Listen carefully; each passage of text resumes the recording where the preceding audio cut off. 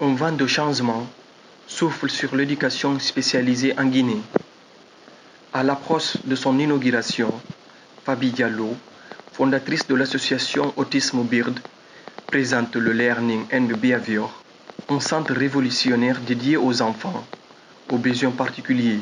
Situé au cœur de Conakry, le lab marque une avancée majeure dans le domaine des thérapies comportementales et de l'éducation spécialisée. Le centre, c'est un projet de Autism Bird qui s'appelle le lab, et le lab c'est pour Learning and Behavior.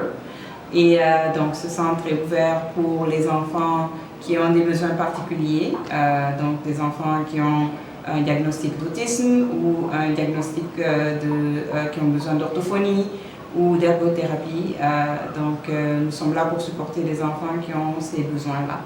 Premier du genre en Guinée, le lab propose une double approche, un volet clinique et un volet éducatif, conçu pour accompagner les enfants ayant des besoins particuliers tels que l'autisme.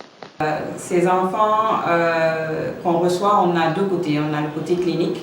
Ils reçoivent de la thérapie ABA, thérapie du comportement. Et ils peuvent recevoir aussi de l'orthophonie, donc pour le speech, qu'on appelle speech therapy. Ils peuvent recevoir de l'occupational therapy, qui est l'ergothérapie. Ça, c'est ce qu'on offre du côté clinique. Et le côté éducation spécialisée, c'est le côté académique. Donc on a des éducatrices spécialisées ici qui sont certifiées et qui vont pouvoir enseigner les enfants.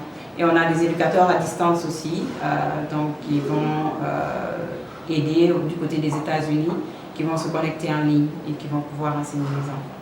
Le lab, c'est aussi un espace où les enfants peuvent explorer leurs talents à travers des activités innovantes, de la musicothérapie à une salle de simulation pour apprendre à conduire des avions ou des voitures. Tout est pensé pour leur offrir une expérience enrichissante. Le centre permet aux enfants aussi de s'épanouir. On fait de la musique thérapie. On a une salle de gym en bas où ils peuvent venir faire du sport et des mouvements. Donc la motricité fine et aussi la motricité globale. Ils pourront aussi quelque part suivre des instructions. On a une salle de simulation pour des voitures, conduire une voiture, conduire des avions. Nous avons des futurs pilotes. L'ouverture se fera en deux phases. La partie clinique en janvier, suivie de l'intégration de la section académique en septembre 2025 pour une année scolaire complète. Alors, le centre va ouvrir le 15 janvier. Nous commençons par la thérapie et ensuite, en septembre, ça va être pour le côté académique, donc une année scolaire complète à partir de septembre. Consciente des besoins pressants en dehors de Conakry, Fabi Diallo envisage d'étendre ce modèle à l'intérieur du pays et de collaborer avec des structures similaires dans la sous-région. Nous rêvons déjà de développer un projet similaire à l'intérieur du pays, pas seulement à Conakry, nous pensons à l'intérieur parce qu'il y a aussi un besoin là-bas et ce n'est pas très desservi en termes d'éducation spécialisée et de thérapie.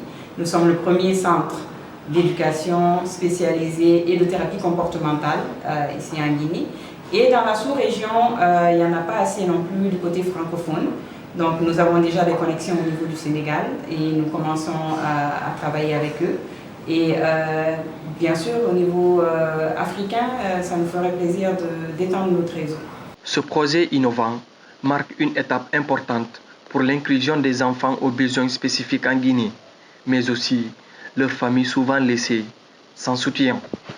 Rendez-vous le 15 janvier pour l'inauguration officielle du lab, un lieu qui incarne l'espoir et l'innovation au service des enfants de Guinée.